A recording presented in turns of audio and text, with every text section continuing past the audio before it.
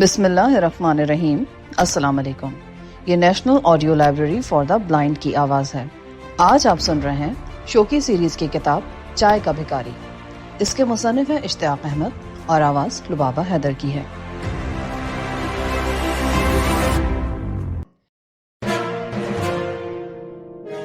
حیرت انگیز لمحہ۔ آپ ہم سے کیا چاہتے ہیں؟ آفتاب ہکلایا۔ ایک سوال کا جواب۔ ارے بس اتنی سی بات؟ ہم تو آپ کے 10 سوالوں کے جواب دینے کو تیار ہیں، لیکن اتنی سی بات کے لیے آپ کو یہ دروازہ بند کرنے کی کیا ضرورت تھی؟ دروازہ میں نے اس لیے بند کیا ہے کہ تم بھاگ نکلنے کا خیال دل سے نکال دو۔ ارے توبہ کیجئے، ہم بھلا آپ کے آگے سے بھاگنے کی بےہودہ فضول کوشش کیوں کریں گے؟ دماغ تھوڑی چل گیا ہمارا؟ آفتاب نے شوخ لہجے میں کہا۔ ادھر ہم تینوں کا حال بہت پتلا تھا، ٹانگوں پر لرزہ طاری ہو چکا تھا۔ نہیں چلا تو چل جائے گا۔ یہ بتاؤ کہ بڑھیا کا بیٹا کہاں ہے؟ بڑھیا کا بیٹا؟ کون سی بڑھیا کا؟ کون سا بیٹا جناب؟ اس بڑھیا کا بیٹا۔ کون سے کا کوئی سوال نہیں، کیونکہ اس کا ایک ہی بیٹا ہے۔ اوہ، تو آپ ان بڑی بھی کے بیٹے کے بارے میں پوچھ رہے ہیں؟ آفتاب نے خوش ہو کر کہا، حالانکہ اس بات میں خوش ہونے کی گنجائش سرے سے موجود ہی نہیں تھی۔ ہاں، وقت ضائع مت کرو اور بتاؤ کہاں ہے وہ؟ بھائی جان، آفتاب نے بے بسی کے عالم میں میری طرف دیکھا۔ اس کا مطلب تھا وہ اس گنڈے کا جتنا وقت ضائع کر سکتا تھا کر چکا ہے، اور اب کچھ نہیں کر سکتا۔ میں صرف بھائی جان ہوں۔ بھائی جان نہیں، میں نے تل ملا کر کہا۔ لیکن یہ کیا ہوتا ہے؟ آفتاب نے منہ بنایا۔ تم لوگ میرا وقت ضائع نہیں کر سکتے، جلدی بتاؤ بڑھیا کا بیٹا کہاں ہے؟ وہ ہمارے ایک دوست کے گھر ہے۔ اشفاق بول اٹھا۔ یہ تم لوگ کیا کر رہے ہو؟ یہ شخص میرے بیٹے کو جان سے مار ڈالنا چاہتا ہے۔ ارے لا حول ولا قوت، تم نے بات ہمیں پہلے کیوں نہیں بتائی؟ اخلاق نے چیخ کر کہا۔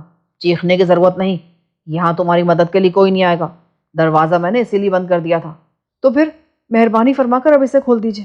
ہم وعدہ کرتے ہیں کہ بالکل نہیں چیخیں گے، بلکہ سرگوشی کے انداز میں باتیں کریں گے۔ آفتاب نے جلدی سے کہا۔ اتنا پاگل نہیں ہوں میں، تم نے اب تک بتایا نہیں۔ بتا تو چکے ہیں، ان کا بیٹا ہمارے ایک دوست کے گھر میں ہے۔ اور تمہارے دوست کا گھر کہاں ہے؟ اس دنیا کے اس پار۔ اشفاق نے کہا۔ تم لوگ مجھے سختی پر مجبور کر رہے ہو۔ ارے ہماری کیا مجال جو آپ کو کسی بات پر مجبور کر سکے؟ آپ اپنی مرضی کے مالک ہیں، مجبور کیوں ہوں گے بھلا؟ آفتاب، عقل کے ناخن لو۔ اگر کوئی ڈھنگ کا جواب نہیں دے سکتے تو خاموش ہی رہو۔ بہت بہتر بھائی جان، ڈھنگ کا جواب آپ دے دینے۔ اب میں تو باز آیا ڈھنگ کا جواب دینے سے۔ ایک بار دیا تھا ایک آدمی کو ڈھنگ کا جواب، بس جناب، اس نے بھی میری ڈھنگ کی مرمت کر دی۔ وہ تو تم چاروں کی آج بھی ہوگی۔ اللہ کی اگر یہی مرضی ہے تو ہم غریب بھلا کیا کر سکتے ہیں؟ اخلاق نے بے چارگی کے لہجے میں کہا۔ تو تم لوگ یوں نہیں مانو گے؟ ٹھہرو، بتاتا ہوں تمہیں۔ ان الفاظ کے ساتھ ہی اس نے جیب میں ہاتھ ڈالا اور پھر ہم نے چاقو کھلنے کی ہولناک آواز سنی۔ ہمارے پتے پانی ہو گئے، ٹانگوں سے جان نکلتی محسوس ہونے لگی۔ ٹھہریے، شریف لوگ چاقو کی زبان میں بات نہیں کرتے۔ اس میں کوئی شک نہیں کہ بڑھیا کا بیٹا ہمارے ایک دوست کے گھر میں ہے، لیکن ہم ان کے گھر کا نمبر نہیں جانتے۔ ہاں، آپ کو وہاں لے جا ضرور سکتے ہیں۔ چلو یوں ہی صحیح، میں تمہارے ساتھ چلوں گا۔ یہ تم چاروں کیا کر رہے ہو؟ میرے بیٹے کو اس کے حوالے کر دو گے؟ یاد رکھو تم نے اسے پناہ دی ہے، اب اس کی حفاظت کرنا تمہارا فرض ہے۔ میں نے تم سے پہلے ہی کہہ دیا تھا کہ اس معاملے سے الگ رہو، پر تم نہیں مانے۔ اگر تم اس معاملے میں نہ پڑتے تو اس وقت ہم اس مصیبت میں ہرگز نہ آتے۔ بڑھیا نے آنکھوں میں آنسو لاتے ہوئے کہا۔ بڑی بھی، ہمیں تم سے بہت ہمدردی ہے، لیکن اس معاملے کو ہم نے تمہارے بیٹے کے کہنے پر اپنے ہاتھ میں لیا تھا۔ اب ہم کیا کریں؟ مجبور ہیں ہم۔ تو تمہیں یہاں آنے کی ضرورت ہی کیا تھی؟ یہی تو ہم سے غلطی ہوئی، افسوس، ہم تو کچھ بھی نہیں کر سکے۔ اخلاق بولا۔ میرے آگے آگے چلو، میں چاقو پھینک کر مارنے کا بہت ماہر ہوں۔ اس وقت تک 14-15 آدمیوں کو اس دنیا سے دوسری دنیا میں روانہ کر چکا ہوں۔ تم بھی ان کے پیچھے روانہ ہونا چاہتے ہو تو مجھے کوئی دشواری نہیں ہوگی۔ بڑا خان مجھے پولیس سے صاف بچا لیں گے، میرا بال بھی باقا نہیں ہوگا۔ جی، بہت بہتر، میں نے کپ کپاتی آواز میں کہا۔ پھر ہم مڑے اور دروازے کی جانب بڑھے۔ گنڈا سائے کی طرح ہمارے پیچھے لگ گیا۔ ہمارے دل دھک دھک کر رہے تھے، کچھ سجھائی نہیں دے رہا تھا کہ کیا کریں۔ دروازے میں سے نکلتے ہوئے ہم نے مریم کی طرف دیکھا، اس کے چہرے پر ہوائیاں اڑ رہی تھیں۔ ہم نے نظریں جھکا لی اور دروازہ کھولتے ہوئے باہر نکل گئے۔ باہر سڑک پر میری جیپ موجود ہے، تم اس میں بیٹھو گے، خبردار کوئی حرکت کرنے کی کوشش مت کرنا۔ جی اچھا۔ سڑک کی طرف چلتے ہوئے میں سوچ رہا تھا کہ ابا جان نے ٹھیک ہی کہا تھا، شاید میرے تینوں بھائی بھی یہی بات سوچ رہے تھے، لیکن سوچنے سے کیا ہوتا ہے، اب تو ہم پھنس چکے تھے۔ جیپ بند حالت میں تھی۔ پچھلے حصے میں ہمارے سوار ہونے کے بعد اس نے پچھلا دروازہ بند کر دیا، پھر خود ڈرائیونگ سیٹ پر بیٹھ گیا اور جیپ چلا دی۔ درمیانی دیوار میں گول سوراخ تھا، اس سوراخ میں سے اس کی آواز سنائی دی۔ ہاں بھائی، دوست کے گھر کا پتہ بتاؤ.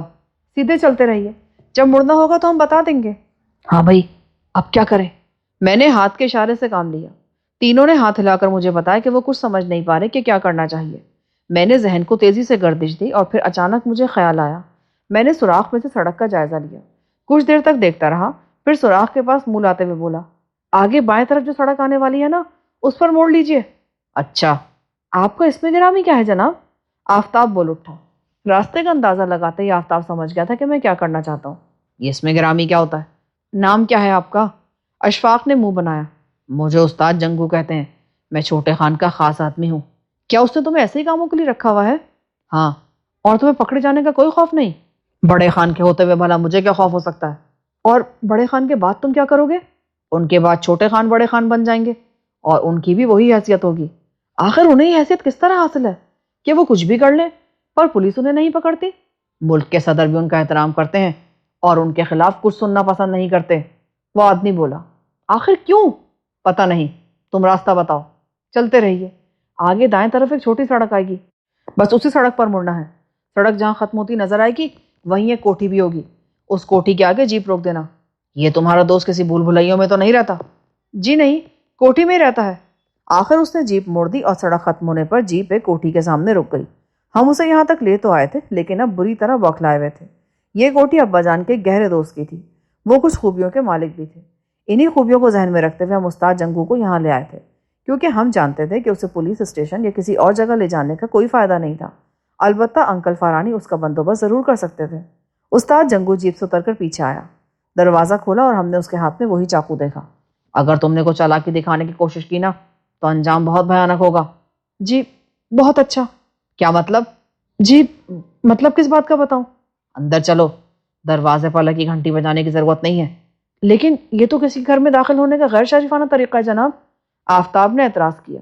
مجھے شریفانہ طریقے سکھانے کی کوشش نہ کرو اور آگے قدم بڑھاؤ. چلو بھائی, آگے قدم بڑھاؤ. بہادروں کا کام بھی یہی ہے, قدم آگے بڑھاتے رہنا. میں نے بے چارگی کے انداز میں کہا اور سب سے پہلے اندر کی طرف چلا. انہوں نے بھی میرا ساتھ دیا. مغرب کا وقت ہو چلا تھا.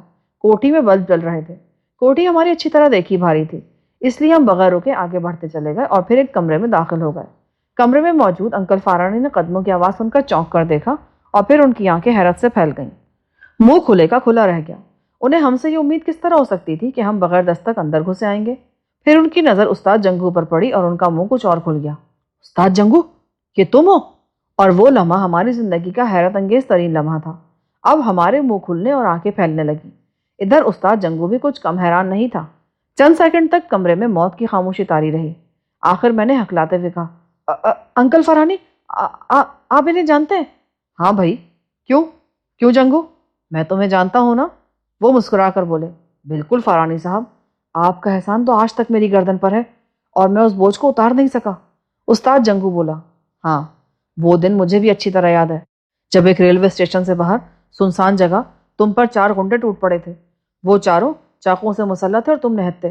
قریب تھا کہ ان چاروں کے چاقو تمہارے جسم کے آر پار ہو جائیں کہ میں انہیں للکار بیٹھا. اگرچہ میں بھی اس وقت خالی ہاتھ تھا. مجھے خالی ہاتھ دیکھ کر وہ زور سے ہنسے اور ان میں سے 2 میری طرف بڑھے تھے. میں نے ان دونوں کو زمین پر گرانے میں صرف چند سیکنڈ لگائے اور پھر ان کے دونوں ساتھیوں کو بھی گرا لیا تھا. تم نے وہ منظر آنکھیں پھاڑ پھاڑ کر دیکھا تھا. لیکن میں حیران ہوں کہ تم یہاں کیسے آ گئے. تمہیں کیا معلوم کہ میں یہاں رہتا ہوں؟ انہیں تو واقعی معلوم نہیں تھا انکل. انہیں ہم یہاں تک لے کر آئے ہیں. ارے بھائی, یہ معاملہ کیا آخر, ذرا وضاحت کرو. اور ہاں, اندر داخل ہونے سے پہلے تم لوگوں نے کال بیل کا بٹن کیوں نہیں دبایا؟ یہ بھی آپ کے استاد جنگو کی خواہش تھی جناب. بات دراصل یہ انکل کہ ہم آپ کے پاس عجیب و غریب حالات میں آئے ہیں. یہ تو خدا کا بہت بڑا احسان ہے کہ استاد جنگو اور آپ ایک دوسرے کو نہ صرف جانتے ہیں بلکہ انہیں آپ کے احسان کا بدلہ بھی چکانا ہے. بھائی میں اب بھی کچھ نہیں سمجھا. ویسے ان دنوں تم لوگ خوب نام پیدا کر رہے ہو. میں نے اخبارات میں تمہارا ذکر پڑھا ہے. انہوں نے خوش ہو کر کہا. استاد جنگو صاحب, اب فرمائیے, آپ انہیں تفصیل سنائیں گے یا ہم؟ استاد جنگو چکرا کر رہ گیا. اس کے چہرے پر عجیب قسم کے تاثرات تھے. آخر اس نے کہا, تم ہی لوگ تفصیل سے سنا دو, اپنے بارے میں نے خود بتاؤں گا. شکریہ استاد, میں نے کہا اور پھر انکل فارانی کی طرف مڑا. میں نے انہیں اس وقت تک کے تمام حالات تفصیل سے سنا دیے. انکل فارانی کی حیرت کا پوچھنا کیا. پھر ان کی نظریں استاد جنگو پر جم گئیں. آخر ان کے ہونٹ ہلے. کیوں جنگو, یہ میں نے کیا سنا ہے؟ کیا تم پیشہ ور قاتل ہو؟ ہاں استاد جنگو نے پھنسی پھنسی آواز میں کہا۔ لیکن کب سے؟ اس واقعے سے پہلے بھی تم اس قسم کے کام کرتے تھے؟ ہاں۔ اور کیا تم اس وقت بھی خانوں کے ملازم تھے؟ نہیں، ان کی ملازمت بعد میں اختیار کی تھی، انہوں نے مجھے ایسے ہی کاموں کے لیے ملازم رکھا تھا۔ مجھے یہ سن کر بہت دکھ ہوا جنگو۔ سنو جنگو، انسان اس زمین پر خدا کا بھیجا ہوا ہے، خدا ہی زندگی اور موت کا مالک ہے۔ کسی بھی شخص کو یہ اختیار حاصل نہیں کہ وہ دوسروں کی زندگیوں سے کھیلے، یہاں تک کہ اسے خود اپنی زندگی ختم کرنے کی بھی اجازت نہیں دی گئی۔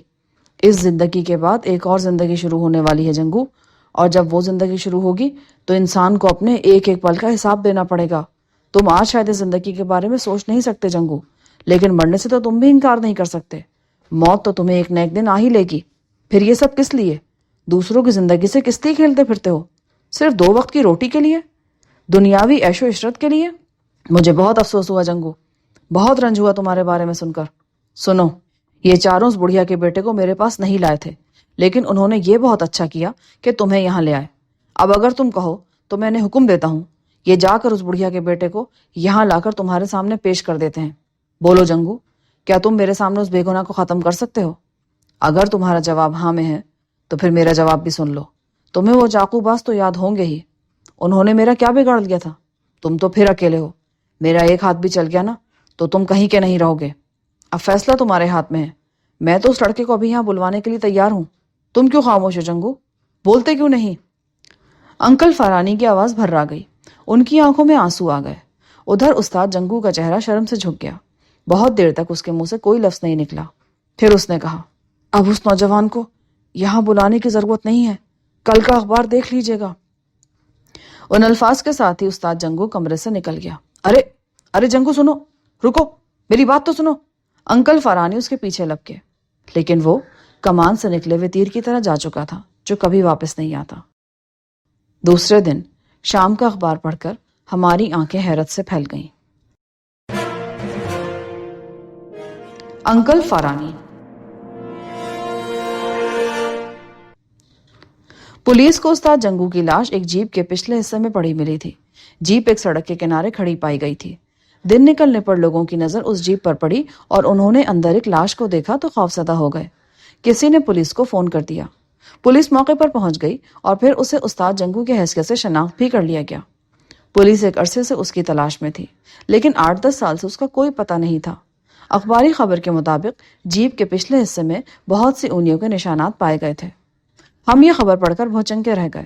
پہلا خیال یہ آیا کہ استاد جنگو نے جیپ کے پچھلے حصے میں بیٹھ کر خودکشی کر لی، لیکن خبر میں نہ تو یہ لکھا تھا کہ اس نے خودکشی کی ہے اور نہ ہی یہ لکھا تھا کہ اسے قتل کیا گیا ہے۔ کاش استاد جنگو جلدی نہ کرتا اور انکل کی بات سن لیتا، کیونکہ اس کے لیے بہتر طریقہ مرنے کا یہی تھا کہ وہ ہمیں بڑے خان اور چھوٹے خان کے بارے میں جو کچھ بتا سکتا تھا بتا دیتا اور پھر خود کو قانون کے حوالے کر دیتا۔ اگر اس کا ضمیر جاگ ہی گیا تھا تو اسے تو کرنا یہ چاہیے تھا، اس طرح مر کر تو ہمارے کچھ بھی کام نہیں آیا۔ اس کے فارانی انکل کے ہاں سے آنے کے بعد ہم بھی مایوسانہ انداز میں وہاں سے چلے آئے تھے۔ انکل فارانی کو بھی خانوں کے بارے میں کچھ معلوم نہیں تھا۔ ابھی ہم سوچ ہی رہے تھے کہ 2 کانسٹیبل دفتر کے دروازے پر نمودار ہوئے۔ شوکی اینڈ کو کا دفتر یہی ہے؟ ہاں۔ کیوں؟ میرا دل دھک دھک کر رہا تھا۔ تم لوگوں کو انسپکٹر صاحب نے تھانے میں بلایا ہے؟ ہم جیسے شریفوں کا بھلا تھانے میں کیا کام؟ آفتاب نے منہ بنایا۔ کون سے انسپکٹر صاحب نے اور کیوں بلایا ہے؟ اشفاق نے جلدی سے کہا، انسپکٹر جلالی نور صاحب نے بلایا ہے، اور کیوں بلایا ہے یہ تمہیں وہی بتائیں گے۔ ارے باپ رے، انسپکٹر جلالی نور! اخلاق کانپ اٹھا اور پھر ہمیں اٹھنا ہی پڑا۔ کانسٹیبل شاید کسی رکشے میں بیٹھ کر آئے تھے۔ اب انہوں نے ایک ٹانگا روکا اور ہمارے ساتھ اس میں لد گئے۔ بھاگنے کی کوشش نہیں کرنا۔ ہمیں بھاگنے کی بھلا کیا ضرورت ہے؟ بھاگ تو ٹانگا رہا ہے نا۔ میرا مطلب ہے تم لوگ فرار ہونے کی کوشش تو نہیں کرو گے؟ جی نہیں، اس کی ہمیں ضرورت نہیں ہے، ہم کوئی چور اچکے نہیں ہیں۔ اشفاق نے کہا، لیکن قاتل تو ہو سکتے ہو۔ کیا کہا؟ قاتل؟ ہاں قاتل۔ انسپکٹر صاحب کسی کو یوں ہی نہیں بلایا کرتے۔ ارے باپ رے، پھر تو ہمیں واقعی بھاگ جانا چاہیے۔ خبردار، ہم سیٹی بجا دیں گے اور چاروں طرف سے کانسٹیبل دوڑ پڑیں گے۔ گھبرائیے نہیں، یہ تو یوں ہی مذاق کر رہا تھا، میں نے مسکرا کر کہا، اور یوں بھی اس کی مذاق کی عادت خاصی پرانی ہے۔ اخلاق بولا، چپ رہو، انسپکٹر صاحب نے بتایا تھا کہ تم لوگ بہت خطرناک ہو۔ پہلا کانسٹیبل بولا، دیکھ لیجئے جناب، ہم کس طرف سے خطرناک نظر آ رہے ہیں آپ کو بھلا؟ اشفاق نے منہ بنا کر کہا، اچھا بس، اب اگر بولے نا تو جبڑوں پر گھوسا لگے گا۔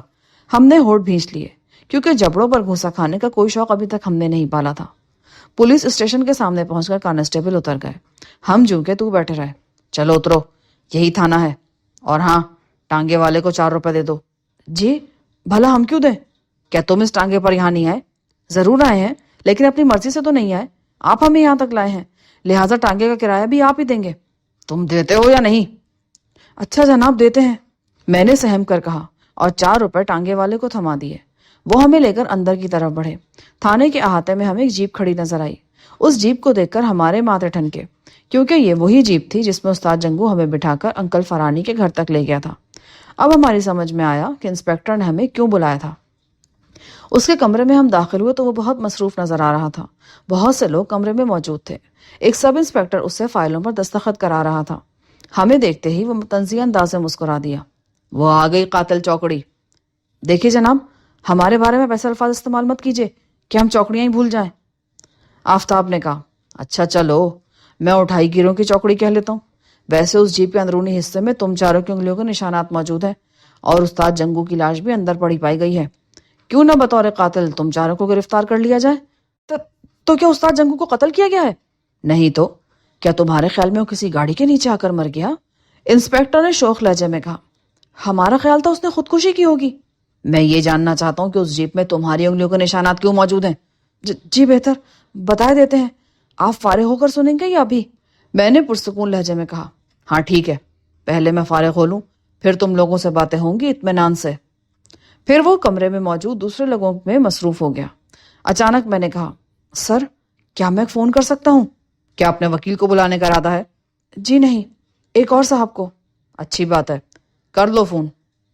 اس نے خلاف امید اجازت دے دی۔ میں نے ریسیور اٹھایا اور انکل فرانی کے نمبر ڈائل کیے۔ ہیلو انکل، میں شوکی۔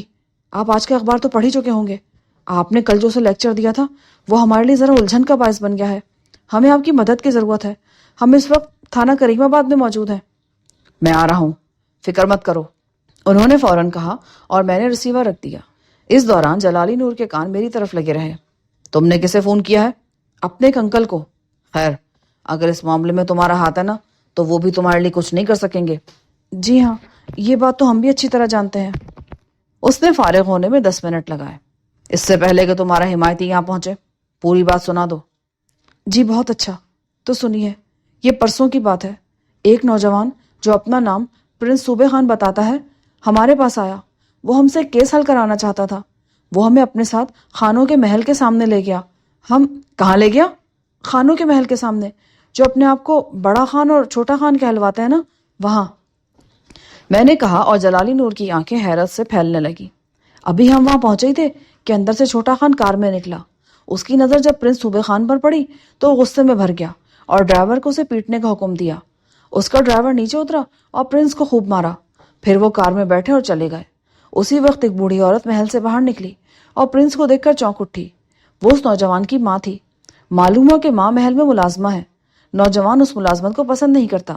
ادھر چھوٹا خان اس نوجوان کو محل کے پاس دیکھنا پسند نہیں کرتا۔ ماں کا کہنا یہ ہے کہ وہ محل میں ملازمت کرنے پر مجبور ہے۔ کیوں مجبور ہے وہ یہ نہیں بتا سکتی، شاید اس کی زبان بند کر دی گئی ہے۔ نوجوان پرنس ہم سے یہ چاہتا تھا کہ کسی طرح یہ معلوم کیا جائے کہ اس کی ماں محل میں ملازمت کرنے پر کیوں مجبور ہے۔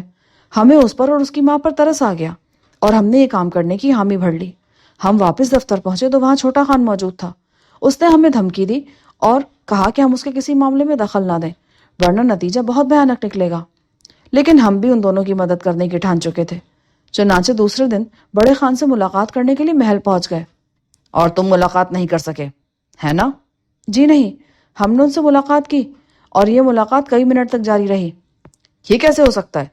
میں نے تو سنا ہے کہ بڑے خان لوگوں سے ملنا جلنا پسند نہیں کرتے بالکل بھی۔ جی آپ نے ٹھیک سنا ہے، لیکن ہم نے کسی سے سفارش کروائی تھی۔ اچھا خیر، آگے بیان کرو، پر ٹھہرو، اس معاملے میں ابھی تک جنگو کا ذکر نہیں آیا، جبکہ میں صرف یہ جاننا چاہتا ہوں کہ جنگو جس جیپ میں مردہ ملا ہے اس جیپ میں تم لوگوں کی انگلیوں کے نشانات کیوں موجود ہیں؟ میں اسی طرف آ رہا ہوں جناب، آپ فکر نہ کریں۔ ہاں، تو جب ہم بڑے خان سے باتیں کر رہے تھے نا، اسی وقت وہاں چھوٹا خان بھی آ گیا۔ اس نے بڑے خان کو ہمارے بارے میں بتایا کہ ہم کیا کرتے پھر رہے ہیں۔ چنانچہ ملاقات ختم کر دی گئی اور ہمیں دھمکی دی گئی کہ ہم اپنے کام سے کام رکھیں۔ ہم باہر نکلے اور نوجوان کی ماں کا انتظار کرنے لگے۔ وہ تھوڑی دیر بعد باہر آئی۔ ہم باتوں باتوں میں اس سے یہ معلوم کرنا چاہتے تھے کہ وہ محل میں ملازمت کرنے پر کیوں مجبور ہے، لیکن اس نے کچھ نہیں بتایا۔ ہم پیدل چلتے بس اسٹاپ تک پہنچ گئے۔ اسی وقت بڑھیا کا بیٹا ایک بس سے اتر کر ہمارے پاس آ گیا اور اس نے بتایا کہ ان کے گھر میں غنڈہ گھسا بیٹھا ہے۔ وہ تھوڑی دیر پہلے بازار سے گھر لوٹا تو اس نے اندر غنڈے کو دیکھا اور سیدھا ادھر آ گیا تاکہ ماں کو خبردار کر سکے۔ ماں نے ہمیں بتایا کہ غنڈہ اس کے بیٹے کو ہلاک کرنے کے لیے بھیجا گیا ہے، لہٰذا خطرہ اسے نہیں اس کے بیٹے کو ہے۔ ہم نے اس کے بیٹے کو ایک محفوظ جگہ پہنچانے کا پروگرام بنایا۔ بڑھیا اپنے گھر کی طرف چلی گئی اور نوجوان کو ہم نے محفوظ جگہ پہنچا دیا۔ پھر ہم بڑھیا کے گھر پہنچے کیونکہ ہم دیکھنا چاہتے تھے کہ بڑھیا کو تو غنڈے نے کوئی نقصان نہیں پہنچایا۔ ہم نے دروازے پر دستک دی تو اسی غنڈے نے دروازہ کھولا۔ پھر اس نے چاقو نکال لیا اور بولا کہ بتاؤ بڑھیا کا بیٹا کہاں ہے۔ چاقو کے سامنے ہم مجبور تھے، چنانچہ اس سے کہا کہ ہم اسے اس جگہ پہنچا سکتے ہیں، پتہ ہمیں نہیں معلوم۔ وہ ہمارے ساتھ چلنے پر تیار ہو گیا۔ ہم باہر نکلے۔ سڑک پر اس کی جیپ کھڑی تھی، وہ یہی جیپ تھی جو اس وقت احاطے میں کھڑی ہے۔ اس نے ہمیں پچھلے حصے میں بٹھایا، دروازہ بند کیا اور خود اگلی سیٹ پر بیٹھ کر جیپ چلانے لگا۔ ہم نے اسے جو پتہ بتایا وہ اس جگہ کا نہیں تھا جہاں نوجوان کو رکھا گیا تھا، بلکہ اپنے والد صاحب کے ایک دوست کا پتہ بتایا۔ ان کی کوٹھی کے سامنے اترنے کے بعد ہم اسے اندر لے گئے اور وہاں داخل ہونے کے بعد ہمارے انکل نے اس غنڈے کو استاد جنگو کے نام سے پکارا۔ معلوم ہوا کہ انکل نے ایک بار کچھ غنڈوں سے اس کی جان بچائی تھی۔ اس احسان کو استاد جنگو نے بھی تسلیم کیا۔ جب ہم نے انکل کو یہ بتایا کہ استاد جنگو چاہتا کیا ہے تو انہوں نے اسے ایک لیکچر دیا۔ اس دوران استاد جنگو نے یہ بھی بتایا تھا کہ وہ بڑے خان اور چھوٹے خان کے لیے کام کرتا ہے اور چھوٹے خان کا خاص آدمی ہے۔ انکل کا لیکچر سن کر اس پر اس قدر اثر ہوا کہ وہ فوراً وہاں سے چلا گیا اور آج شام کے اخبار میں ہم نے اس کی موت کی خبر سنی۔ ہمارا خیال تھا کہ اس نے خودکشی کی ہے، لیکن اب آپ بتا رہے ہیں کہ اسے قتل کیا گیا ہے۔ امید ہے کہ اب آپ جان گئے ہوں گے کہ جیپ میں ہماری انگلیوں کے نشانات کیوں موجود ہیں۔ ہاں جان گیا ہوں، اس پہ شک نہیں کہ تم نے کہانی بہت مزیدار سنائی ہے، لیکن اس کہانی کی سچائی کا کوئی ثبوت نہیں دیا۔ ثبوت کے طور پر ہی تو ہم نے اپنے انکل کو بلایا ہے، وہ آتے ہی ہوں گے اور آتے ہی اس کہانی کی تصدیق کر دیں گے۔ وہ تمہارے والد کے دوست ہیں، تم نے انہیں یہ کہانی سکھا دی ہوگی۔ تو پھر آپ پرنس صوبے خان کی ماں کو یہاں بلا لیں، ہم وہ جگہ بھی بتا دیتے ہیں جہاں پرنس کو رکھا گیا ہے، اسے بھی آپ یہاں بلا لیں۔ انکل بھی یہاں آنے والے ہیں، ان سب کی کہانی سن لیں۔ اگر کہانی بالکل ایک ہو تو ہم سچے ورنہ جھوٹے۔ یہ تو خیر میں کروں گا ہی، لیکن تمہارے سفارشی کا نام کیا ہے جس نے ملاقات کا بندوبست کیا تھا؟ ان کا نام جان کر کیا کریں گے آپ؟ بس یوں سمجھ لے کہ ہمارے بہت مہربان ہیں۔ میں ان کا نام جاننا چاہتا ہوں۔ اس کے لہجے میں سختی در آئی۔ جی بہتر، ان کا نام آئی جی انوار عالم صاحب ہے۔ کیا؟ جلالی نور کے منہ سے نکلا، پھر اس نے ہمیں کھا جانے والی نظروں سے گھورا۔ این اسی وقت انکل فرانی آتے نظر آئے۔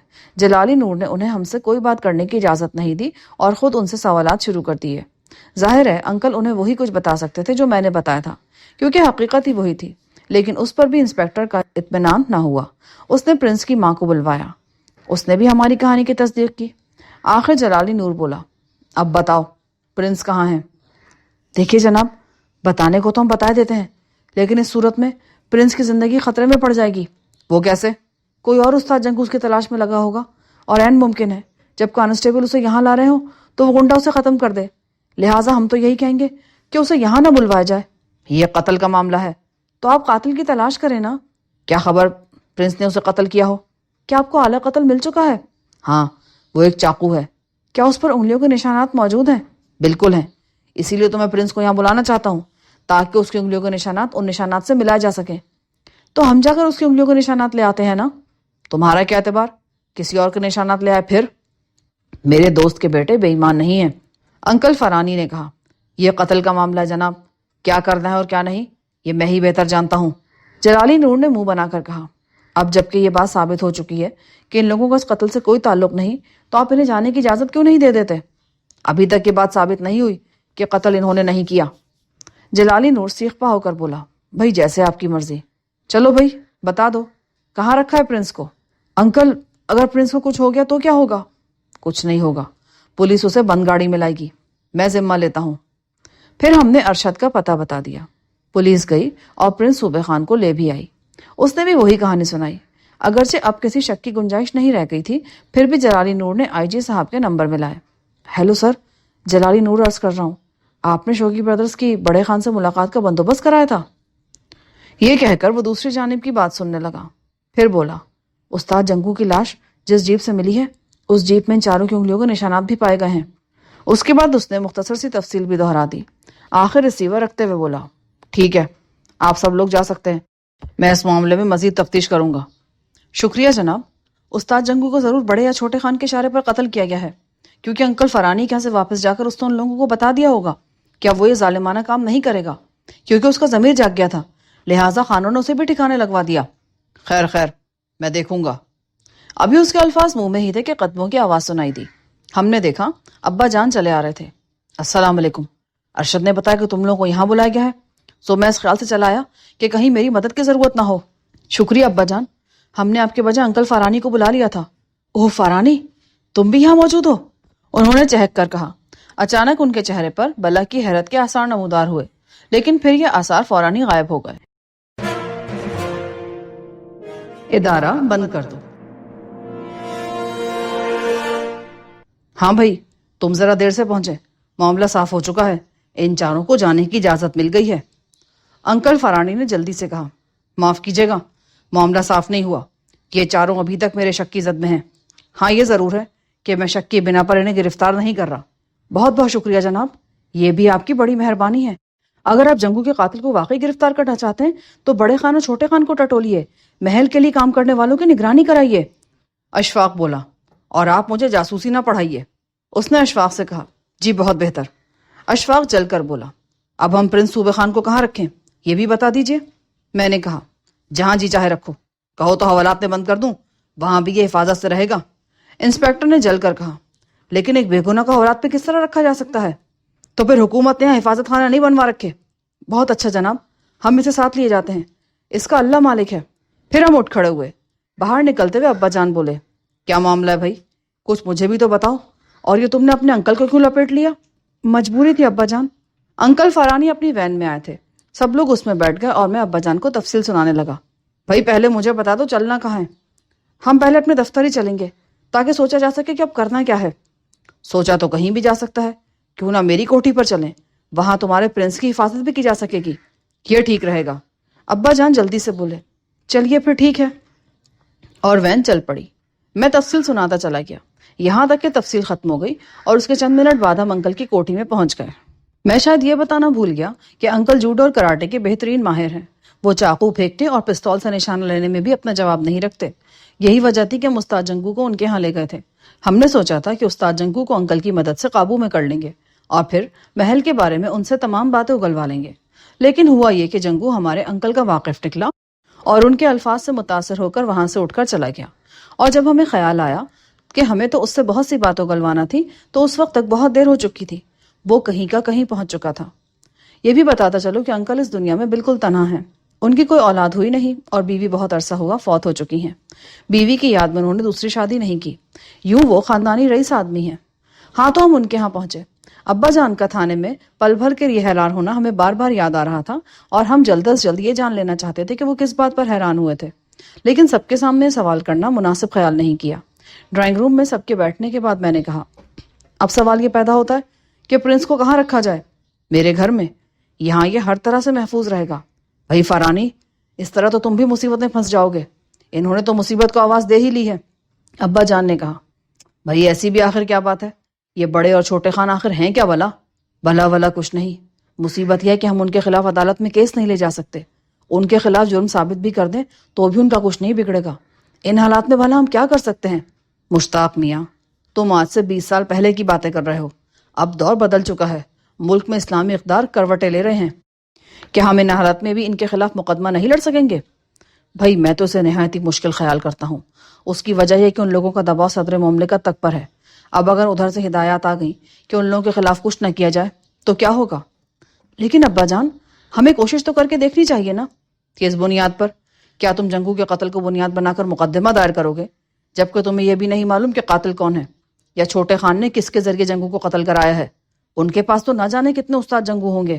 ہم اس کیس کو بنیاد نہیں بنائیں گے، اس قتل کو بنیاد بنائیں گے جو آپ کے زمانے میں ہوا تھا۔ میں نے کہا، کیا مطلب؟ ابا جان، آپ ہم سے کچھ چھپا رہے ہیں۔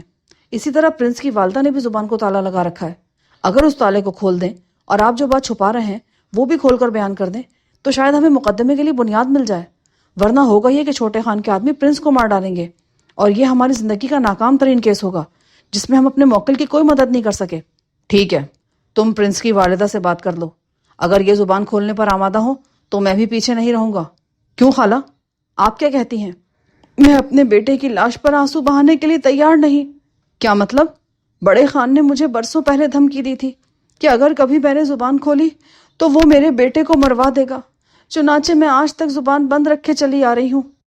اس نے یہ دھمکی بھی دی تھی کہ اگر میں نے محل کی ملازمت چھوڑ کر کہیں روپوش ہونے کی کوشش کی تو وہ مجھے اور میرے بیٹے کو زمین کی تہہ سے بھی نکلوا لے گا۔ سنو خالہ، نہ تو آپ نے اب تک زبان کھولی اور نہ محل کی ملازمت چھوڑنے کی کوشش کی، اس کے باوجود چھوٹے خان نے تمہارے بیٹے کو ہلاک کرنے کے لیے جنگو کو بھیج دیا۔ گویا اب زبان بند رکھنے اور محل کی ملازمت کرنے کی کوئی ضرورت نہیں ہے۔ میں نے تیز لہجے میں کہا، بالکل ٹھیک ہے، تم دونوں میرے گھر میں رہو، میں دیکھ لوں گا ان لوگوں کو۔ انکل فرانی پرجوش لہجے میں بولے، یار فرانی، زیادہ ڈینگے نہ کو، وہ لوگ بہت طاقتور ہیں۔ ابا جان سنجیدہ لہجے میں بولے، ہونے دو، لیکن اب ہم ان سے ٹکرا کر رہیں گے۔ لیکن ابھی بڑی بھی نے پوری بات بتائی ہی کب ہے؟ ہاں واقعی پوری بات انہوں نے نہیں بتائی، آخر انہوں نے وہاں ملازمت کی ہی کیوں تھی؟ انکل فرانی حیران ہو کر بولے، میں کیا کہوں، جس راز کو اتنے زمانے سے چھپاتی چلی آ رہی ہوں وہ اب کس طرح ظاہر کروں؟ ڈرتی ہوں کہ ان لوگوں کا عتاب نہ آ ٹوٹے۔ اب حالات بدل گئے ہیں بڑی بھی، اب تمہارے پورے 6 مددگار موجود ہیں، ضرورت پڑی تو ہم جان دے کر بھی تمہاری حفاظت کریں گے۔ نہیں نہیں، میں کچھ نہیں بتاؤں گی۔ یہی بہتر ہے فارانی، تم بے شک ان دونوں کو یہاں رکھ لو، لیکن ابھی زبان کھلوانے کی بات نہ کرو، پہلے ہمیں تیل دیکھنا چاہیے اور تیل کی دھار بھی۔ بھئی جیسے تمہاری مرضی، لیکن سوال یہ کہ صبح بڑی بھی محل جائیں گی یا نہیں؟ نہیں، اب اس کا محل جانا ٹھیک نہیں، یہی تو ہم دیکھنا چاہتے ہیں کہ ان کے محل نہ جانے کے بعد وہ کیا قدم اٹھاتے ہیں۔ ابا جان بولے، اچھی بات ہے، پھر یوں ہی صحیح۔ انکل فرانی نے کہا، پھر وہ پرنس کی والدہ کی طرف مڑے، آپ کیا کہتی ہیں؟ ٹھیک ہے، میں بھی نہیں جاؤں گی، اور اگر کل شام تک ان لوگوں کی طرف سے کوئی کارروائی نہیں کی گئی تو میں کل ہی راز ظاہر کر دوں گی۔ چلو ٹھیک ہے بھائی، یہ تو طے رہا، میں نے خوش ہو کر کہا، تو پھر اب ہم چلتے ہیں۔ ابا جان اٹھتے ہوئے بولے، فارانی پوری طرح چوکس رہنا، اگر تم ڈر محسوس کرو تو ہم پانچوں بھی یہیں سو جائیں۔ نہیں بھائی، تمہارا دوست بزدل نہیں ہے، تم لوگ جا سکتے ہو۔ اور ہم وہاں سے رخصت ہو گئے۔ کچھ دور تک ہمیں پیدل چلنا پڑا، پھر ایک ٹیکسی مل گئی۔ ہاں تو ابا جان، اب بتائیے، تھانے میں آپ کے چہرے پر حیرت کے آثار کیوں ظاہر ہوئے تھے؟ ارے تو تم نے یہ بات بھانپ لی تھی؟ جی ہاں، اتفاق سے۔ آفتاب مسکرا دیا، بھائی بات دراصل یہ ہے کہ میں حیرت زدہ تھوڑی ہوا تھا۔ تو پھر بتائیے نا۔ بتا دوں گا بھائی گھر چل کر، اس دوران تم لوگ بھی اپنی عقلوں پر زور دو۔ جی بہت بہتر، میں نے کہا۔ ہم نے خوبی عقلوں پر زور دیا، لیکن کوئی وجہ سمجھ میں نہ آئی۔ ابا جان بار بار ہماری طرف دیکھ کر مسکراتے رہے، آخر بولے، ادارہ شروع کرنے سے پہلے تم نے یہ وعدہ کیا تھا کہ مجھے کسی معاملے میں شامل نہیں کرو گے۔ جی ہاں ابا جان، اور ہم اپنے وعدے پر قائم ہیں، ہم نے آپ کو شامل نہیں کیا، آپ خود ہی شامل ہوئے ہیں۔ آفتاب نے کہا، یہ بھی ٹھیک ہے۔ آخر ہم دفتر پہنچ گئے۔ ارشد چوکس بیٹھا تھا، اس نے ہمیں دیکھتے ہی منہ کھولا، آئی جی انوار عالم صاحب 2 مرتبہ فون کر چکے ہیں، وہ کافی پریشان ہے جناب۔ اوہ، ہم دھک سے رہ گئے۔ ابا جان بھی کافی فکر مند ہو گئے۔ بھئی تم ہی فون کرو، میں درمیان میں نہیں پڑنا چاہتا۔ میں نے آئی جی صاحب کے نمبر ڈائل کیے۔ ہیلو سر، میں شوکی بول رہا ہوں۔ سنو شوکی، تمہارا ادارہ اسی وقت سے بند ہو جانا چاہیے، یعنی فون پر یہ الفاظ سنتے ہی۔ ان الفاظ کے ساتھ ہی ریسیور رکھ دیا گیا۔ میں نے ریسیور کو گھورا اور پھر تھکے انداز میں ریسیور کریڈل پر رکھ دیا۔ خیر تو ہے بھائی جان؟ ارشد، دروازہ بند کر دو۔ آخر بات کیا ہے؟ اشفاق چیخا۔ ارشد، تم سے کیا کہا ہے میں نے؟ جی۔ ارشد تیزی سے اٹھا اور دروازہ بند کر دیا۔ چٹخنی بھی لگا دو۔ کیا کوئی خطرہ ہماری طرف بڑھ رہا ہے؟ اخلاق نے بوکھلا کر پوچھا۔ نہیں، آئی جی صاحب نے حکم دیا کہ ہم اپنا ادارہ اسی وقت سے بند کر دیں۔ اوہ، ان سب کے منہ کھلے کے کھلے رہ گئے، رنگ اڑ گئے۔ پھر ابا جان کی آواز کمرے میں گونجی، میں نے پہلے ہی کہہ دیا تھا کہ… کیا کہہ دیا تھا؟ ہمارے کانوں سے امی جان کی آواز ٹکرائی۔ پھر وہ چونک کر بولی، اے لڑکوں، تم کسی کام کے بھی ہو یا بالکل ہی نکمے ہو؟ ہاں امی جان، ہم بالکل ہی نکمے ہیں، آج ہم نے اپنا ادارہ بند ہی کروا لیا۔ بند کروا لیا؟ کیا مطلب؟ ہم نے مختصر الفاظ میں انہیں وجہ بتائی اور ان کا منہ بھی لٹک گیا۔ پھر میں چونکا، ابا جان، آپ نے وہ بات اب تک نہیں بتائی؟ او ہاں، وہ تو رہی گئی، تو تم کو اندازہ لگا سکے یا نہیں؟ جی نہیں، ہمیں افسوس ہے۔ خیر اس میں افسوس کی کوئی بات نہیں، تم اندازہ لگا بھی نہیں سکتے تھے۔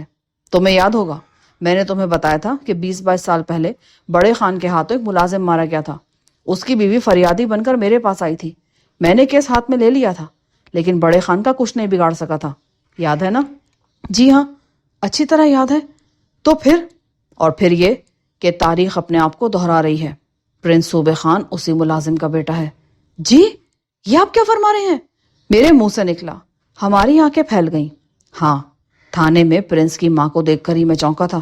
میں نے تو اسے پہچان لیا، پر وہ مجھے نہیں پہچان سکی۔ اوہ! کمزور کوشش۔ یہ تو آپ نے بہت ہی حیرت انگیز بات بتائی ابا جان۔ بڑا خان اس عورت کے خاوند کا قاتل ہے، پھر بھی وہ اس کی ملازمت کرتی ہے، آخر کیوں؟ بھئی یہ تو ہم اس سے صبح ہی پوچھیں گے، ابا جان نے کہا۔ اور یہ بھی کہ اس کا خاوند کیوں قتل کیا گیا تھا؟ اشفاق نے کہا۔ یہ اسے معلوم نہیں۔ جب وہ میرے پاس آئی اس وقت بھی کچھ نہیں بتا سکی تھی وہ، لیکن اب جبکہ وہ اتنے عرصے تک محل میں رہتی رہی ہے، شاید اس نے کچھ معلوم کر لیا ہو۔ اخلاق نے خیال ظاہر کیا۔ ٹھیک ہے، خیر صبح دیکھا جائے گا۔ دوسرے دن ہمیں اسکول سے چھٹی تھی۔ ہم ابا جان کو لے کر ایک ٹیکسی کے ذریعے انکل فرانی کی کوٹھی پہنچے اور پھر تھک سے رہ گئے۔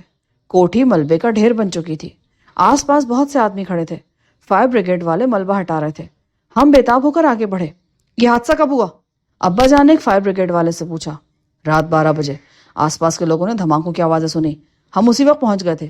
پولیس بھی آ گئی تھی، پر جب ہم یہاں پہنچے تو کوٹھی ملبے کا ڈھیر بن چکی تھی۔ اور کوٹھی والے؟ کچھ کہا نہیں جا سکتا۔ اگر وہ بچنے میں کامیاب ہوئے ہوتے تو اس وقت تک یہ بات سب کو معلوم ہو چکی ہوتی۔ نہیں! ابا جان چیخ اٹھے۔ ہم تھرا کر رہ گئے۔ ہماری آنکھوں میں آنسو آ گئے۔ ہم سوچ بھی نہیں سکتے تھے کہ خانوں کی طرف سے اس قدر بے رحمانہ اقدام بھی کیا جا سکتا ہے۔ اف خدا، یہ کیا ہوا؟ فرانی میرا دوست! ابا جان رو پڑے۔ پرنس صوبے خان اور اس کی والدہ کو ہم کبھی نہیں بھلا سکیں گے۔ آفتاب نے بھررائی آواز میں کہا۔ گرد و غبار سے بچنے کے لیے ہم پیچھے ہٹائے، یہاں تک کہ درختوں سے آ لگے۔ یہ سب تمہاری وجہ سے ہوا۔ میں نے پہلے ہی کہا تھا کہ اس معاملے میں ہاتھ مت ڈالو۔ ہمیں افسوس ہے ابا جان، حد درجہ افسوس۔ بھئی اب اتنا افسوس نہ کرو۔ زیادہ سے زیادہ 5 لاکھ روپے کی کوٹھی ہوگی، اور پھر میں نے تو کوٹھی کا بیمہ بھی کرا رکھا تھا۔ پیچھے سے انکل فارانی کی آواز سن کر ہم اچھل پڑے اور تیزی سے مڑے۔ انہوں نے منہ پر کپڑا لپیٹ رکھا تھا، آنکھیں ضرور نظر آ رہی تھی۔ یہ کیا ہولیا بنا رکھا ہے تم نے؟ ابا جان نے حیران ہو کر کہا۔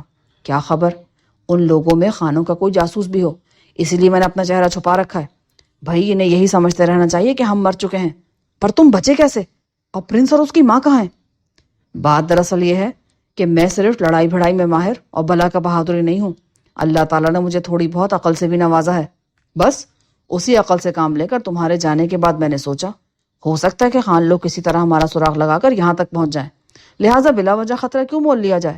چنانچہ رات کے وقت میں 2-3 کمروں کے زیرو کے بلب بجھا کر دروازے اندر سے بند کر کے کھڑکی کے ذریعے باہر نکل گیا اور ان دونوں کو بھی نکال لے گیا۔ یہاں قریبی میرے ایک شطرنجی دوست رہتے ہیں۔ جی، شطرنجی دوست؟ ہاں بھائی، میں نے انہیں شطرنج کھیلنے کے لیے دوست بنا رکھا ہے۔ فرصت کے اوقات میں جا کر ان کے ساتھ شطرنج کھیل لیتا ہوں۔ تو میں ان کے ہاں پہنچ گیا۔ پرنس اور اس کی ماں کو تو ایک کمرے میں سلا دیا اور خود اپنے دوست کے ساتھ شطرنج شروع کر دی۔ رات کے 12 بجے جب دھماکوں کی آواز سنی تو میں نے اپنے دوست کو بتایا کہ لو بھائی، ہو گیا دھماکہ۔ اس نے حیران ہو کر پوچھا کیا مطلب؟ تو میں نے اسے بتایا کہ دھماکے کا مطلب تو بس دھماکہ ہی ہوتا ہے۔ جب وہ اس پر بھی نہ سمجھا تو میں نے وضاحت کر دی اور اس کی آنکھیں حیرت سے پھیل گئیں۔ انکل فرانی حد درجے شوخ لہجے میں کہتے چلے گئے، لیکن انکل، شطرنج کھیلنا تو اچھی بات نہیں، اسلام ہمیں ایسے کھیلوں کی اجازت نہیں دیتا۔ اشفاق بول اٹھا۔ بھائی میں اکیلا آدمی ہوں نا، تو کیا ہوا؟ آپ دوسروں کی فلاح و بہبود کے کام کر کے اپنا وقت گزار سکتے ہیں، کوئی اس قسم کا ادارہ کھول سکتے ہیں۔ بات تو تم نے بہت پتے کی ہے۔ اچھا بھائی، آج کے بعد شطرنج نہیں کھیلوں گا۔ انہوں نے کانوں کو ہاتھ لگا۔ اب چلیے پرنس اور اس کی ماں سے مل لیں۔ ہم انکل کے دوست کے گھر داخل ہوئے۔ اس وقت تک پرنس اور اس کی ماں کو بھی حادثے کی خبر ہو چکی تھی۔ ان کے چہرے دھواں ہو رہے تھے۔ ہاں خالہ، اب آپ کیا کہتی ہیں؟ اب تو آپ کو یقین آ گیا نا کہ خان لوگ آپ دونوں کو ختم کرانے پر تل گئے ہیں۔ اب تو ہمیں ساری بات بتا دیں تاکہ ہم ان پر مقدمہ قائم کر سکیں۔ میں نے جلدی جلدی کہا، یہی تو مصیبت ہے، مقدمہ قائم کر کے بھی ہم ان کا کچھ نہیں بگاڑ سکتے۔ 20 سال پہلے بھی یہ کوشش ہو چکی ہے۔ مریم نے کہا، میری طرف دیکھیے اور غور سے دیکھیے۔ ابا جان بولے، 20 سال پہلے آپ میرے پاس اپنے شوہر کے قتل ہونے کی فریاد لے کر آئی تھیں کیونکہ تھانے کا انچارج رپورٹ درج کرنے پر تیار نہیں تھا۔ پھر میں نے اس کیس کو اپنے ہاتھ میں لیا تھا، تفتیش کی تھی اور مقدمے کو عدالت میں پہنچایا تھا، لیکن افسوس ہم اسے سزا نہیں دلا سکے تھے۔ 20 سال بعد آپ کے بیٹے نے میرے بیٹوں سے درخواست کی۔ معاملہ شاید آج بھی وہی ہے، اگرچہ آپ کا بیٹا صرف اتنا چاہتا ہے کہ آپ محل میں ملازمت نہ کریں، اور آپ ملازمت چھوڑنے پر تیار نہیں ہو رہی تھیں۔ آپ کا کہنا تھا کہ آپ مجبور ہیں۔ اب آپ اپنے تمام حالات کھول کر بیان کر دیں، کیونکہ اب راز رکھ کر آپ کو زیادہ خطرہ مول نہیں لیں گی۔ وہ تو اب آپ سے یا آپ کے بیٹے سے کوئی رعایت کرنے کے لیے تیار نہیں ہے۔ ہم ایک بار پھر نئے سرے سے معاملے کو عدالت میں لے جائیں گے، شاید اس بار قسمت ہمارا ساتھ دے۔ بڑھیا کی آنکھیں حیرت سے پھیل گئیں، پھر ان کے خاموش ہونے پر اس نے کانپتی آواز میں کہا، اوہ خدا، یہ تو واقعی آپ ہیں۔ اس وقت تو آپ بالکل جوان تھے۔ چلیے شکر ہے، آپ نے پہچان تو لیا۔ ٹھیک ہے، اب زبان بند رکھ کر فائدہ بھی کیا؟ اتنا عرصہ زبان اس لیے سیے رہی کہ بیٹے کی زندگی خطرے میں نہ پڑ جائے۔ میرا شوہر دراصل ایک جرائم پیشہ آدمی تھا۔ ایک بار جیل سے جو بھاگا تو اس نے محل میں ملازمت کر لی۔ یہ خان لوگ ایسے لوگوں کو فوراً ملازمت دے دیتے ہیں تاکہ ان سے ہر قسم کے غلط کام لے سکیں۔ میرا شوہر بھی پولیس سے بچنے کے لیے محل میں ملازم ہوا تھا۔ پھر ایک دن اس کی لاش ملی۔ میں نے رپورٹ درج کرانی چاہی، لیکن تھانے دار نے بڑے خان کے خلاف رپورٹ درج کرنے سے انکار کر دیا۔ پھر میں آپ کے پاس آئی۔ ان دنوں آپ کا بہت نام تھا، لیکن آپ بھی انہیں سزا نہ دلا سکے۔ میں صبر شکر کر کے اپنے گھر بیٹھ گئی، اور کر بھی کیا سکتی تھی۔ لیکن دوسرے دن رات کو بڑے خان کا گنڈا مجھے چاقو کے زور پر محل لے گیا۔ بڑے خان نے مجھے اپنے سامنے کھڑا کرنے کے بعد بتایا کہ اس نے میرے شوہر کو اس لیے مار ڈالا ہے کیونکہ اس کی وجہ سے اس کی بیوی اس دنیا سے سدھار گئی ہے۔ ہوا دراصل یہ تھا کہ میرے شوہر کی غلطی سے بڑے خان کی بیوی کے کپڑوں کو آگ لگ گئی تھی۔ آگ نے اسے پوری طرح اپنی لپیٹ میں لے لیا اور وہ مر گئی۔ یہ تھا تو صرف ایک حادثہ، لیکن بڑے خان نے اس کی ساری ذمہ داری میرے شوہر پر ڈال دی اور گلا گھونٹ کر اسے مار ڈالا۔ یہ تفصیل سنا کر اس نے مجھے حکم دیا کہ اب میں اس کی بیوی کی جگہ اس کی خدمت کروں گی، اور مجھے ہر روز صبح سے شام تک محل میں رہنا ہوگا۔ شام کو واپس اپنے گھر جانا ہوگا۔ اگر میں نے ایسا نہ کیا تو میرے بیٹے کو ہلاک کر دیا جائے گا اور مجھے بھی۔ میں ان لوگوں کی طاقت سے پہلے ہی باخبر ہو چکی تھی، لہٰذا مجبور اور بے بس محل میں آنے لگی۔ صبح سے شام تک میں بڑے خان کی خدمت میں رہتی۔ خان نے مجھے دھمکی دی تھی کہ میں کسی کو ایک لفظ بھی نہ بتاؤں، ورنہ اپنے بیٹے کو زندہ نہیں دیکھوں گی۔ اور پھر میرا بیٹا جوان ہو گیا۔ اس نے میرا پیچھا کر کے ایک دن جان لیا کہ میں اس محل میں کام کرتی ہوں۔ اس نے ملازمت چھوڑ دینے کے لیے زور دیا۔ میں بھلا محل میں آنا جانا کس طرح چھوڑ سکتی تھی؟ بیٹے کی خاطر ہی تو میں نے ساری عمر کی ذلت قبول کی تھی۔ اسے یہاں چھوٹے خان نے دیکھ لیا۔ وہ اس کے خیال میں اس کی ماں کے قاتل کا بیٹا تھا، چنانچہ اس نے اسے اپنے ڈرائیور کے ذریعے بری طرح پٹوا دیا اور دھمکی دی کہ آئندہ کبھی گھر کا رخ نہ کرے۔ اب میرا بیٹا اور بھی ضد میں آ گیا۔ اس کی حیرت کا بھی کوئی ٹھکانہ نہیں تھا کہ جس گھر کے لوگ اس کے ساتھ اتنا برا سلوک کریں، اس کی ماں اسی گھر میں ملازمت کرنے پر مجبور ہو۔ اس کا بھی کوئی قصور نہیں تھا، اور پھر وہ آپ کے بیٹوں کے پاس پہنچ گیا۔ اس طرح چکر چلا اور حالات ہمیں یہاں تک لے آئے۔ مریم اتنا کہہ کر چپ ہو گئی۔ ہم سب سوچ میں ڈوب گئے۔ ہم سب اب بھی مجبور اور بے بس تھے۔ کیس کو عدالت میں لے بھی جاتے تو کامیابی کی کوئی امید نہیں تھی۔ اب کیا کیا جائے؟ خانوں کو تو خیر ہم ان کے حال پر چھوڑ بھی سکتے ہیں اگر وہ ان دونوں کو کچھ نہ کہیں، لیکن وہ ان کا پیچھا چھوڑنے والے ہیں نہیں۔ میں نے پریشان ہو کر کہا، کیس؟ ہمیں عدالت میں کیس دائر کرنا ہی ہوگا۔ ہم یہ کیس اکبر راٹھور کے ذریعے لڑیں گے اور اپنے جج کریم الدین صاحب کی عدالت میں لڑیں گے۔ مجھے امید ہے کہ وہ ہمارا ساتھ ضرور دیں گے، اشفاق نے جذباتی آواز میں کہا۔ لیکن جب انہیں اوپر سے یہ حکم ملے گا کہ اس مقدمے کی کارروائی نہ سنیں تو وہ کیا کر سکیں گے بھلا؟ ابا جان نے مایوسی کے انداز میں کہا، بھائی مشتاق میاں، ہمیں کوشش تو ضرور کرنی چاہیے، یوں بھلا کام کیسے چلے گا؟ اچھا بھائی، جیسے تم لوگوں کی مرضی، میری دعائیں بہرحال تمہارے ساتھ ہیں۔ انہوں نے گویا مجبوراً اجازت دے دی۔ تو پھر ہم اکبر راٹھور کو یہیں بلا لیتے ہیں۔ آج چھٹی ہے، پہلے ان سے یہاں بات کر لیتے ہیں، پھر جج صاحب سے بات کر لیتے ہیں۔ اگر انہوں نے کیس دائر کرنے کا مشورہ دیا تو ہم ضرور کریں گے، میں نے جلدی کہا، اور پھر فون کا ریسیور اٹھا کر اکبر راٹھور کے نمبر ڈائل کرنے لگا۔ اکبر راٹھور آ رہے ہیں ابا جان، آپ کو اس کیس کا 20 سالہ پرانا ریکارڈ نکالنا ہوگا، ثبوت اس میں موجود ہوگا ہی۔ وہ تو میں کر لوں گا، پہلے تم راٹھور صاحب اور جج صاحب سے بات کر لو۔ اکبر راٹھور 1 گھنٹے بعد پہنچے۔ ہم نے انہیں پوری تفصیل سنائی۔ یہ سن کر وہ سوچ میں ڈوب گئے۔ آخر بولے، بھئی حالات بہت سنگین ہیں، میں اور آپ لوگ پہلے جج کریم الدین صاحب سے بات کرائیں۔ یہ ٹھیک رہے گا، میں نے فوراً کہا۔ چنانچہ ہم نے ابا جان اور انکل فارانی کو پرنس اور اس کی ماں کے پاس چھوڑا، انہیں کوٹھی کے دروازے اندر سے بند کر کے بیٹھنے کے لیے کہا اور باہر نکل گئے۔ ویسے تو ہمیں اطمینان تھا کہ جب تک انکل کی کوٹھی کا تمام ملبہ ہٹ نہیں جاتا اور یہ بات منظر عام پر نہیں آ جاتی کہ ملبے میں سے کوئی لاش نہیں نکلی، اس وقت تک خان لوگ چونکیں گے نہیں۔ جج کریم الدین صاحب نے حیرت اور مسرت کے ملے جلے تاثرات سے ہمارا استقبال کیا۔ خیر تو ہے بھائی، آج میرے غریب خانے پر دھاوا کس لیے؟ انہوں نے شگفتہ لہجے میں کہا۔ جی ابھی عرض کرتے ہیں۔ انہیں بھی باریک سے باریک تفصیل تک سنائی گئی۔ میرے خاموش ہونے پر وہ سوچ میں گم ہو گئے۔ آخر بولے، میں نے ان خانوں کے بارے میں بہت کچھ سنا ہے، ہو سکتا ہے مجھ پر اوپر سے دباؤ پڑے، لیکن کیس شروع کرنے میں حرج کیا ہے؟ یہ سن کر ہمارے چہرے کھل اٹھے۔ آپ کا بہت بہت شکریہ، اللہ تعالیٰ ہماری مدد فرمائے، میں نے پرجوش لہجے میں کہا۔ عدالت۔ دوسرے دن عدالت میں کیس دائر کر دیا گیا۔ مدعی مریم اور اس کا بیٹا بنائے گئے تھے۔ جج صاحب ساری روزات تو پہلے ہی سن چکے تھے۔ عدالت میں بھی انہوں نے تفصیل بغور سنی اور پھر بڑے خان اور چھوٹے خان کے نام سمن جاری کرنے کا حکم دے دیا۔ ابا جان نے 20 سال پہلے جو ثبوت حاصل کیے تھے وہ فائل میں شامل کر لیے گئے۔ حالیہ واقعات کے سلسلے میں ہمارے پاس ٹھوس شہادتیں موجود تھیں۔ نہایت خاموشی سے عدالت کے ملازم کو سمن تعمیل کرنے کے لیے بھیج دیا گیا، لیکن دوپہر کے وقت وہ منہ لٹکائے واپس چلا آیا۔ اس نے عدالت میں آ کر بیان دیا، وہ دونوں خان سمن تعمیل کرنے سے انکاری ہیں جناب۔ اچھی بات ہے، جج صاحب بولے، اور پھر انہوں نے پولیس کو ہدایات دی۔ کیس لگنے کی تاریخ دوسرے دن رکھی گئی تھی، لہٰذا پولیس کو ہدایت دی گئی کہ وہ ملزمان کو عدالت میں لا کر پیش کریں۔ دوسرے دن پولیس نے عدالت کو آ کر بتایا کہ خانوں نے محل کی دیواروں پر مسلح آدمی بٹھا رکھے ہیں، اور انہوں نے پولیس کو للکار کر کہا ہے کہ اگر اس نے محل میں داخل ہونے کی کوشش کی تو ان پر فائرنگ کر دی جائے گی۔ جج صاحب یہ سن کر تلملا اٹھے۔ انہوں نے فوراً آئی جی صاحب سے بات کی۔ آئی جی صاحب چکرا کر رہ گئے، لیکن جب تک اوپر سے کوئی حکم نہیں مل جاتا تھا وہ ملزمان کو گرفتار کرنے پر مجبور تھے۔ چنانچہ ایک دستہ محل کی طرف روانہ کیا گیا۔ اسی وقت آئی جی صاحب کو ایک فون موصول ہوا۔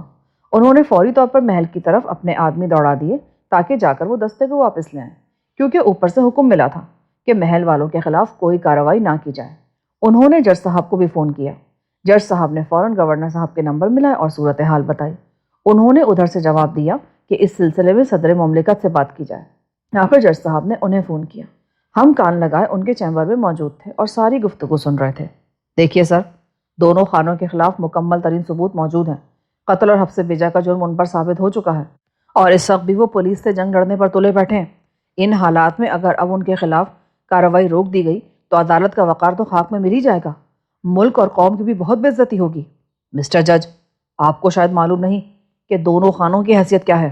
جی نہیں، مجھے واقعی نہیں معلوم، جج صاحب بولے۔ بڑے خان کے تعلقات دنیا کے سب سے بڑے ملک کے صدر سے بہت گہرے ہیں، اور اس ملک سے ہمیں ہر سال ہر قسم کی امداد ملتی ہے۔ بڑے خان نے اگر اس ملک کے صدر کو فون کر دیا تو صدر صاحب ہم سے ناراض ہو جائیں گے اور ہماری امداد بند ہو جائے گی۔ معاف کیجیے گا، اس کا مطلب تو یہ ہوا کہ ہم اس ملک کی امداد پر بھروسہ کرتے ہیں۔ خدا کی مدد سے ہمارا ایمان اٹھ گیا ہے۔ یہ بات نہیں ہے مسٹر کریم الدین، آپ سمجھنے کی کوشش کیجیے۔ صدر مملکت بولے، جی بہتر، آپ جو حکم دیں گے اسی پر عمل ہوگا۔ عدالت اس کیس پر مزید کوئی کارروائی نہیں کرے گی۔ جج صاحب بے چارگی کے عالم میں بولے، شکریہ مسٹر کریم الدین۔ ریسیور رکھ دیا گیا۔ جج صاحب بھی تھکے تھکے انداز میں ریسیور رکھتے ہوئے ان کی طرف مڑے۔ ہاں بھائی، وہی ہوا جس کا ڈر تھا، میں نے تو انہیں پہلے ہی سمجھا دیا تھا۔ ابا جان برا سا منہ بنا کر بولے، اب تو وہ دونوں خان اور بھی منمانی کریں گے ابا جان، وہ تو اب ہمارا جینا بھی حرام کر دیں گے۔ آفتاب بولا، اور ادارہ تو پہلے ہی بند ہو چکا ہے ہمارا۔ اشفاق نے کہا، اچھا، ادارہ کیسے بند ہو گیا؟ دونوں خانوں نے آئی جی صاحب سے شکایت کی ہوگی، انہوں نے ہمیں دفتر بند کرنے کا حکم دے دیا۔ اخلاق نے بتایا، او اچھا بھائی، اب میں حرکت میں آنے لگا ہوں۔ جج صاحب نے پرعزم لہجے میں کہا، جی کیا مطلب؟ بہت ملازمت کر لی، جتنی کی عزت سے کی، اب وہ مقام آ گیا ہے کہ ذلت محسوس ہو رہی ہے، لہٰذا میں ملازمت سے استعفیٰ دے رہا ہوں۔ اچانک میرے ذہن میں بجلی سے کوندی۔ میں نے حیران ہو کر کہا، ذرا ٹھہریے جناب، اتنی جلدی یہ فیصلہ نہ کیجیے۔ ابا جان، 20 سال پہلے جب آپ نے لوگوں کے خلاف دعویٰ دائر کیا تھا تو کیا اس بڑے ملک کا صدر اس وقت بھی یہی تھا جو آج ہے؟ نہیں تو، اس وقت تو صدر کوئی اور تھا، وہ تو مر بھی چکا ہے۔ اور کیا اس ملک کا موجودہ صدر اس صدر کے خاندان میں سے ہے کیا؟ نہیں، ایسی بھی کوئی بات نہیں ہے۔ تب پھر یہ کس طرح ہو سکتا ہے کہ اس ملک کے ہر صدر سے بڑے خان کے تعلقات ہوں؟ یہ کیسے ممکن ہے ابا جان؟ آخر اس ملک کے صدروں کو خانوں کی کیا ضرورت ہے؟ کہ آج تک کسی نے اس بات پر غور نہیں کیا؟ تم کہنا کیا چاہتے ہو؟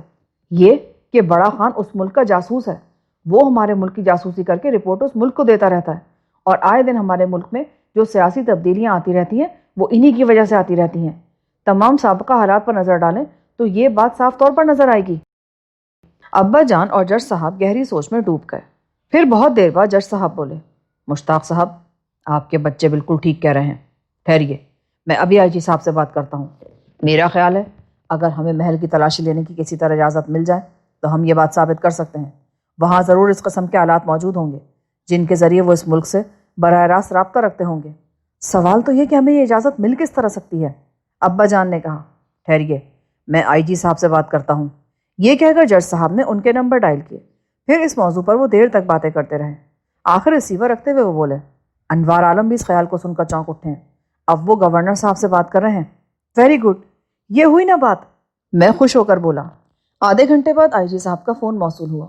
انہوں نے بتایا کہ ذہنی طور پر گورنر صاحب نے بھی اس بات کو تسلیم کر لیا ہے، لیکن محل کی تلاشی کے سلسلے میں وہ کوئی واضح جواب نہیں دے سکے۔ ان کا کہنا یہ ہے کہ اگر بڑا خان اس ملک کا جاسوس ہے اور گزشتہ سالوں میں سیاسی تبدیلیاں انہی کی وجہ سے آتی رہی ہیں تو بھی وہ کیا کر سکتے ہیں؟ ان لوگوں کو گرفتار کرنے کی صورت میں بھی تو دوست ملک ناراض ہی ہوگا۔ ایک بار پھر ہم پر مایوسی حملہ آور ہو گئی۔ ابھی ہم بیٹھے غور کر ہی رہے تھے کہ آئی جی انوار عالم بھی وہاں پہنچ گئے۔ کیوں بھائی، کیا سوچا ہے پھر؟ انہوں نے بیٹھتے ہوئے کہا، سر، میری ایک تجویز ہے، اگر گورنر صاحب منظور کر لیں تو۔ میں نے اچانک کہا، جلدی بتاؤ۔ جج صاحب بولے، اگر گورنر صاحب دونوں خانوں کو اپنے ہاں شام کے کھانے پر مدعو کر لیں یا کوئی تقریب منعقد کریں اور انہیں بھی دعوت دیں اور ان کی عدم موجودگی میں ہم محل کی تلاشی لے لیں تو کیا خیال ہے؟ لیکن ملازموں کا کیا کریں گے ہم؟ آئی جی صاحب نے اعتراض کیا، ہم پولیس کے میک اپ میں جائیں ہی کیوں؟ اگر محل کے بجلی کے نظام میں کوئی خرابی واقع ہو جائے تو ملازم فوراً بجلی کے محکمے کو فون کریں گے، کیونکہ وہ یہی چاہیں گے کہ دونوں خانوں کے آنے سے پہلے پہلے بجلی کی مرمت ہو جائے، اور مرمت کے بہانے ہم تلاشی لے سکتے ہیں مستریوں کے بھیس میں۔ تم ٹھیک کہتے ہو، ہم اس ترکیب پر ضرور عمل کریں گے، آئی جی صاحب بولے اور فوراً گورنر صاحب کے نمبر ڈائل کیے۔ کافی دیر تک ان سے بات ہوتی رہی، آخر وہ بھی مان گئے۔ 2 دن بعد گورنر صاحب کے ہاں ایک دعوت دی گئی۔ اس میں دونوں خانوں کو شرکت پر پرزور انداز میں بلایا گیا اور بڑا خان انکار کرنے کے باوجود جانے پر تیار ہو گیا۔ چھوٹا خان تو تھا ہی ایسی دعوتوں کا شوقین۔ ادھر وہ روانہ ہوئے، ادھر محل کی بجلی چلی گئی۔ ملازموں کا فون ملتے ہی مستریوں کے لباس میں سی آئی ڈی والے محل کی طرف روانہ ہو گئے۔ ان کے پاس جدید قسم کے آلات تھے جن کی مدد سے وہ ان آلات کا سراغ آسانی سے لگا سکتے تھے۔ 1 گھنٹے بعد محل میں روشنی ہو گئی اور مستریوں نے آئی جی صاحب کے سامنے حاضر ہو کر اطلاع دی، محل میں جاسوسی کے تمام آلات موجود ہیں اور حال ہی میں جو رپورٹ بھیجی جانے والی ہے اس کی ایک نقل بھی ہم لے آئے ہیں ساتھ ہی۔ بہت خوب بھائی، یہ ہوا نا کام، آئی جی صاحب خوش ہو کر بولے۔ پھر انہوں نے رپورٹ پڑھی اور دھک سے رہ گئے۔ رپورٹ صدر مملکت کے خلاف تھی۔ انہوں نے فوراً گورنر صاحب کو فون کیا۔ گورنر صاحب نے تمام حالات سے صدر مملکت کو باخبر کیا۔ وہ یہ سن کر سوچ میں گم ہو گئے۔ یہ باتیں ہمیں بعد میں آئی جی صاحب کے ذریعے معلوم ہوئی۔ آخر پروگرام یہ بنایا گیا کہ دونوں خانوں کو رات کی تاریکی میں گرفتار کیا جائے اور ان کے ملازمین کو بھی۔ ان میں سے صرف سابقہ مجرموں کو جیل میں ڈالا جائے، باقیوں کو دور دراز کے شہروں میں منتقل کیا جائے اور محل خالی ہونے پر بجلی کے تاروں کو آگ لگا دی جائے۔ یہ آگ پورے محل میں پھیل جائے اور محل جل کر راکھ ہو جائے۔ اخبارات میں خبریں شائع ہوں اور غیر ملکی رپورٹر اپنی آنکھوں سے محل کو جلا ہوا دیکھ لیں۔ اس قدر بڑے ملبے سے لاشوں کو نکالنے کی کوشش کرنے کی ضرورت ہی نہیں۔ چنانچہ غیر ملکی اخبارات میں بھی خانوں کے جل کر مر جانے کی خبریں شائع ہو جائیں گی۔ دوست ملک کے صدر تصدیق کرائیں گے اور خبر سچ نکلے گی۔ اس طرح ملک کو دونوں خانوں سے چھٹکارا مل جائے گا۔ پروگرام بہت زبردست اور جامع تھا، چنانچہ اس پر عمل کیا گیا۔ 2 دن بعد دونوں خان اور ان کے جرائم پیشہ ملازم گمنام جیل کے تہخانوں میں بند کر دیے گئے اور محل کو آگ لگا دی گئی۔ آگ رات کے وقت لگی۔ فائر بریگیڈ کوشش کے باوجود کچھ نہ بچا سکے۔ انہیں اطلاع بھی اس وقت ملی تھی جب سب کچھ جل کر راکھ کا ڈھیر بن گیا تھا، اور پھر اخبارات نے اس خبر کو نمایاں کر کے شائع کیا۔ دوسرے دن آئی جی صاحب کا فون موصول ہوا۔ بھائی، میں بہت شرمندہ ہوں، تمہیں دفتر بند کر دینے کا حکم دینا پڑا۔ اب تم اپنا دفتر دوبارہ کھول سکتے ہو۔ بہت بہت شکریہ جناب، میں نے کہا، اور کسی بھی قسم کی مدد کی ضرورت ہو تو میں حاضر ہوں۔ شکریہ جناب۔ اسی شام ہم دفتر میں بیٹھے تھے کہ پرنس اور مریم اندر داخل ہوئے۔ آفتاب اور اخلاق نے ان کے لیے اپنی کرسیاں خالی کر دیں۔ کیا آپ جانتے ہیں ہم کیوں آئے ہیں؟ پرنس نے مسکراتے ہوئے کہا۔ کیس کا معاوضہ ادا کر دیں؟ آفتاب جلدی سے بولا۔ آپ بالکل ٹھیک سمجھے، ہم واقعی کیس کا معاوضہ ادا کرنے آئے ہیں۔ ویری گڈ، آپ تو بہت اچھے آدمی ہیں، میں تو بلا وجہ آپ کے بارے میں غلط سلط باتیں سوچتا رہا۔ آفتاب نے گویا سچے دل سے اقرار کیا۔ کیا سوچتے رہے آپ؟ پرنس چونکا۔ یہی کہ آپ کا کیس لے کر بھلا ہمیں کیا ملے گا، آپ ہمیں دے ہی کہہ سکیں گے۔ لیکن اب معلوم ہوا کہ میرا خیال غلط تھا۔ نہیں جناب، آپ کا خیال اتنا بھی غلط نہیں تھا۔ پرنس صوبے خان بولا۔ کیا مطلب؟ آفتاب گھبرا گیا۔ مطلب یہ کہ ہم اس قابل ہی کہاں کہ آپ کا معاوضہ ادا کر سکیں، ہم تو بس آپ کا شکریہ ادا کرنے آئے ہیں۔ آپ کا احسان ہم زندگی بھر نہیں بھولیں گے۔ بہت بہت شکریہ کہ آپ زندگی بھر نہیں بھولیں گے، آفتاب نے برا سا منہ بنا کر کہا۔ اور ہاں، اس وقت 1 کپ چائے کا نہیں بلکہ 2 کپ چائے کا سوال ہے۔ پرنس نے مسکرا کر کہا۔ کیا مطلب؟ یعنی آپ ہمارے پلے سے ابھی 2 کپ چائے اور پئیں گے؟ 3 کپ تو پہلے ہی پی چکے ہیں۔ آفتاب بری طرح گڑبڑا گیا۔ جی ہاں، مجبوری ہے، گھر آئے کی کچھ نہ کچھ خاطر تواضع تو کرنی ہی پڑتی ہے نا، وہ آپ کو بھی کرنی پڑے گی، پرنس نے کندھے اچکا کر کہا۔ آفتاب نے اتنا کڑوا سا منہ بنایا کہ ہم مسکرا اٹھے، اور میں نے ارشد کو چائے لانے کا اشارہ کر دیا۔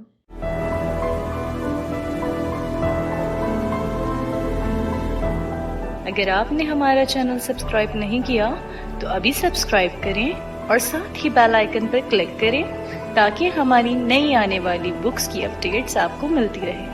لائک کریں، شیئر کریں اور کمنٹس کر کے اپنی رائے کا اظہار کریں، اور یہ بھی بتائیں کہ آپ کو ہماری بکس کیسی لگتی ہیں۔